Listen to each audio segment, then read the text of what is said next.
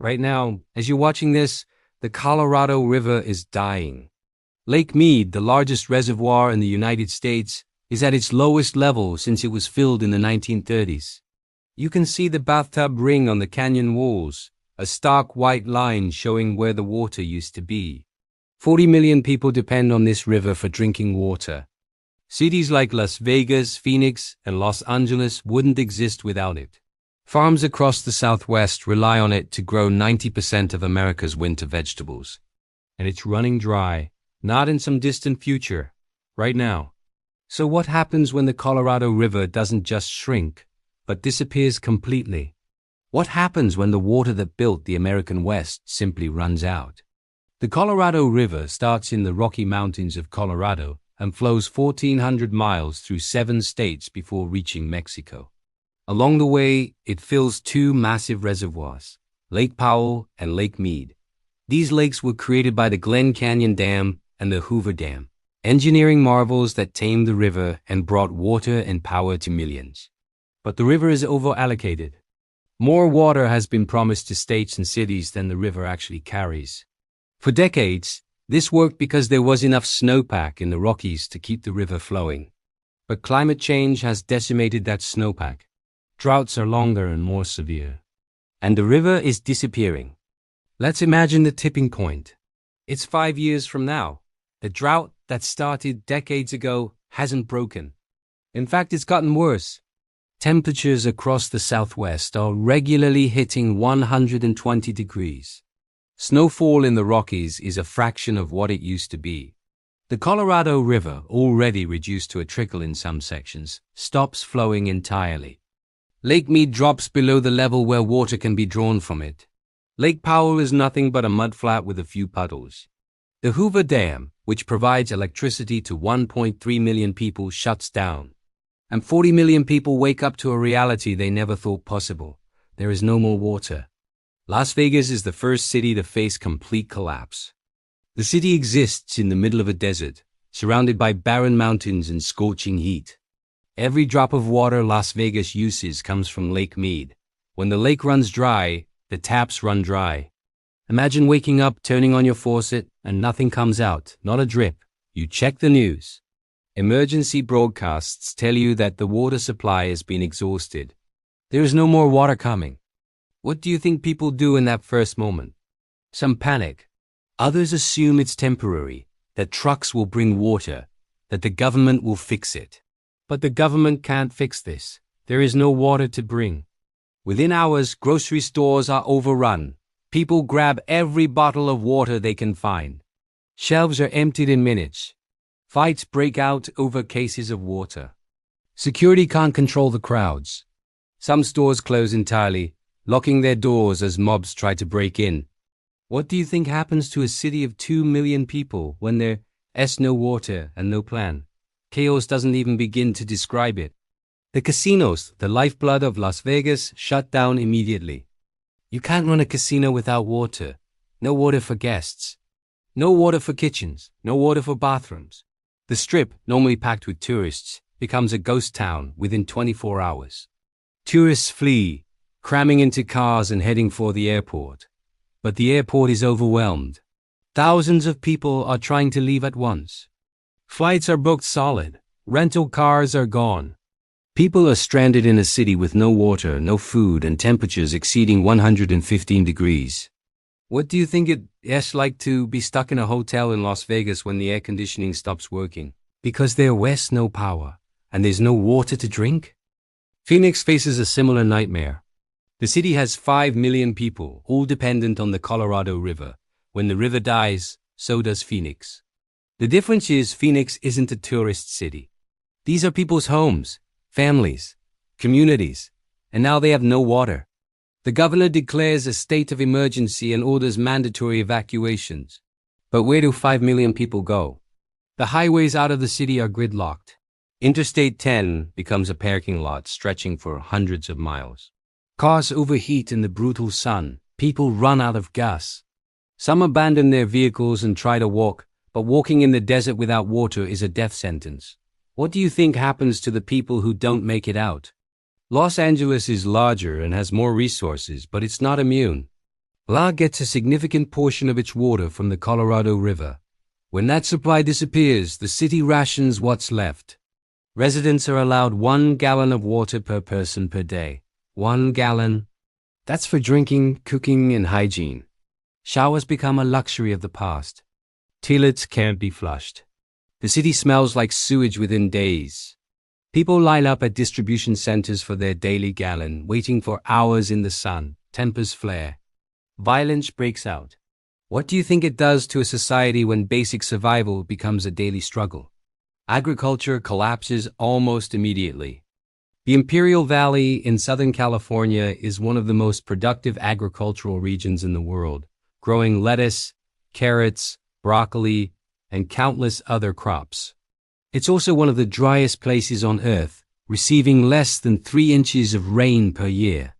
Every drop of water used to irrigate these fields comes from the Colorado River. When the river runs dry, the fields die. Crops wither and turn brown. Farmers watch helplessly as their livelihoods crumble to dust.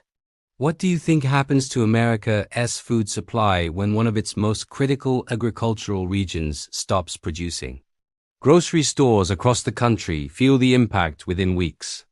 Produce sections, normally overflowing with fresh vegetables, are nearly empty. Prices skyrocket. A head of lettuce that cost $2 now costs $15. Many people simply can't afford fresh food anymore. Malnutrition becomes a real concern, not in some distant country, but in America. What do you think happens to public health when millions of people can't access fresh fruits and vegetables? Let's go back to the Southwest. Months have passed since the river ran dry. The death toll is climbing. Dehydration kills thousands in the first few weeks. The very young and the very old are hit hardest. Hospitals are overwhelmed with patients suffering from heat stroke and dehydration, but hospitals need water too. They can't function without it. Dialysis machines shut down. Surgeries are cancelled. People die from treatable conditions because the medical infrastructure has collapsed. What do you think it's like to be a doctor in Phoenix, watching patients die because you don't have the most basic resource, water? The mass exodus from the Southwest continues for months. Millions of people flee to other states looking for water, for safety, for a future. They arrive in cities like Denver, Salt Lake City, Albuquerque, but these cities aren't equipped to handle millions of refugees. Housing is scarce. Jobs are non-existent. Tent cities spring up on the outskirts of every major city. Disease spreads rapidly in these camps. Cholera, typhoid, dysentery. What do you think happens to social cohesion when millions of desperate, displaced people are competing for limited resources? States start turning refugees away. Governors declare their states full and deploy the National Guard to block highways and borders. Families are split up. People are forced back into the desert with nowhere to go. What do you think it does to the American identity when states start treating citizens of other states like foreign invaders? The federal government tries to respond, but the scale is too massive. FEMA sets up emergency water distribution points, but there's not enough water to go around. They try to drill new wells, but the aquifers are already depleted from decades of overpumping.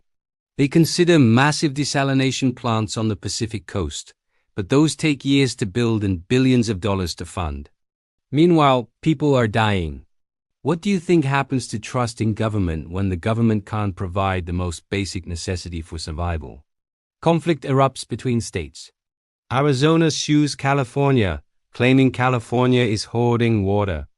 Nevada accuses Utah of diverting water that should flow downstream. These disputes, once handled in courtrooms, turn violent.